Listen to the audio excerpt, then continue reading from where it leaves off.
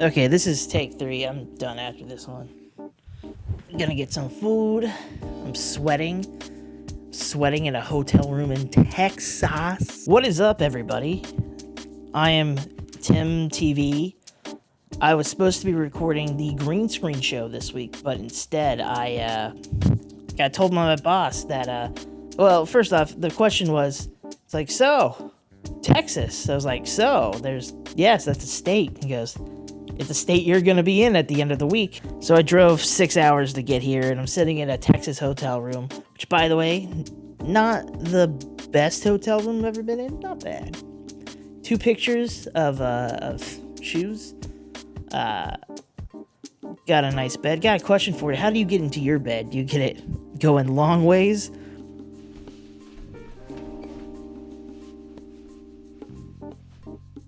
Or do you go up?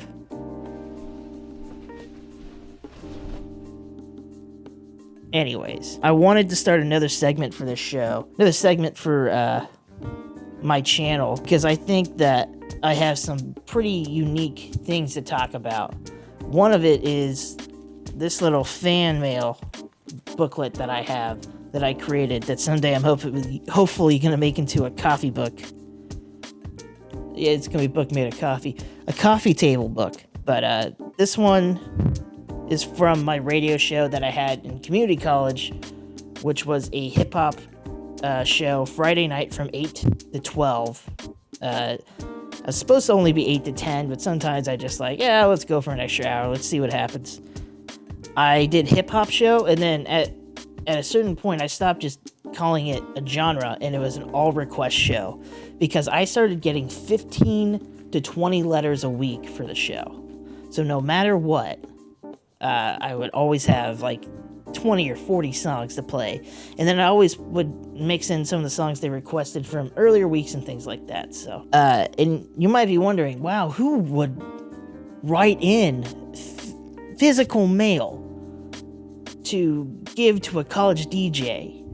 And the answer is prisoners. Our radio station basically played exclusively to the people in the maximum security prison down the street from the college. So we had a captive audience.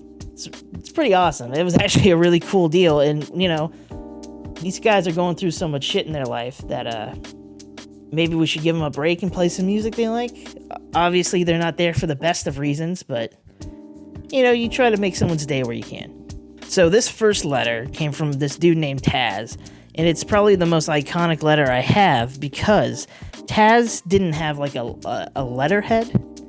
He had, and you won't be able to see it here, but maybe I'll take a better picture when I get home. There's a clown with a bullet through its head. So Taz wrote, "Sup, DJ Tank. Here in El Dorado, lockdown time stood still, and nothing else fucking mattered for a couple of hours. There's not a lot of punctuation. You gotta bear with him here. This is my second time tuning into you. Last time I caught the tail end of your show. Though it will not be my last. You fucking rock. So I'll be a dedicated listener. Also, you wanted to know what we think about the name change of the station or whatever. Who cares? At the time, we changed the name of our station.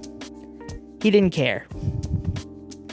The name doesn't make your station or really mean anything without good DJs, as long as you keep up what you're doing.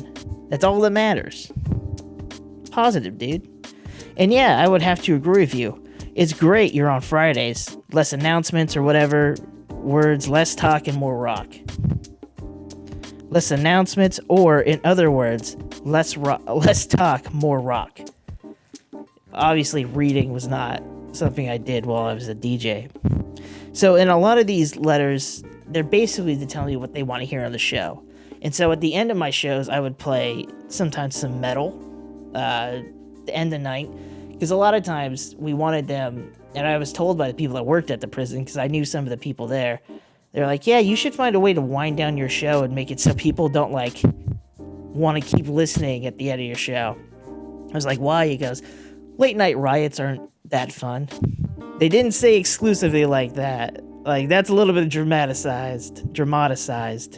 But that was kind of the gist. And also, it's a good way to be like, all right, now it's time to wind down for the night. So I would usually play like hip hop for 2 to 3 hours and then metal for like the last 30 minutes. So Taz was really into the last part of my show, the metal part of the show. And he was requesting like stuff like Planet Caravan by Pantera, Tool. He wanted a double header of Tool. I mean, if there was ever a band to do a double header, Rage Against the Machine, People of the Sun, we actually put that on the station, so now it's something that comes up here or there. It's one of the only good songs on the station. One of the good Rage Against the Machine songs that you could play, because it doesn't say the fuck word. He also asked for a band called Flaw, Seven Dust, Wichita Favorite, Chimera, Devil Driver, El Nino, Korn, Mudvayne. And he ends it with just a little signature of like, hey, much respect for all you do. Take care. Taz. It's beautiful. So like I said, I have like 115 of these letters. So I'm going to try to read through some of them. I think they're interesting, man. I don't know how this one came out, but we'll see how it looks. And on the other side of this, I have another letter, and it's just terrifying. Yeah, this also, I should probably point out, this is one of the better letters, because some of the letters actually came out pretty sad. Like, these guys are locked up in prison, so they haven't seen their folks or anybody on the outside for a long time, especially if no one comes and visits them. Which, if you're in maximum security, you probably did something pretty crazy to get there. So there were definitely a ton of letters that said, hey man, you're the best, you're fucking awesome, I listen to your show all the time. Hey, can you send me a picture of your of my kids? These are their names. It's like, oh man, I can't do this. You couldn't, because if you did it for one person, you have to do it for everyone. And no, I was not into that. And we also couldn't make contact with the prisoners. It's not something that we wanted to do for security's sake. Because if those guys ever got out, it would not end well. For them to know who we are, to try to build a relationship with them, not good. So we try to keep it just as a, hey, request. That's all I can really take from you. If you write me a letter, I'll read the letter personally, and if I think it's cool, we'll put it on the air. This letter for sure, Taz for sure got on the air. There's no way I'm not going to talk about a clown with a bullet through its head. In fact, the best part about this is it was one of my first letters. So I went home after the show to my parents' house, and I tacked it on the fridge like you would if you were, like, you had a child who was drawing. My mom just looked at it and she goes, oh, that's great. You know, I'm glad to see you're really enjoying college. And I hope you're all enjoying the video. Yeah. I didn't even bring a microphone for this. So if you like this, I'd really appreciate a like, a share, comment. I don't really give a fuck if you do or not, but it would help. Be nice. Let me know if you have I'd love to do like a comment video, or if you're an old DJ and you have some fan mail, I want to put you on the spot. I want to hear about it. We can make a podcast about it, or make it into my other podcast that was also supposed to be done this week, but because I'm in Texas, it's not going to happen. So, anyways, listen to my Liquid Courage podcast, and I will see you guys next time.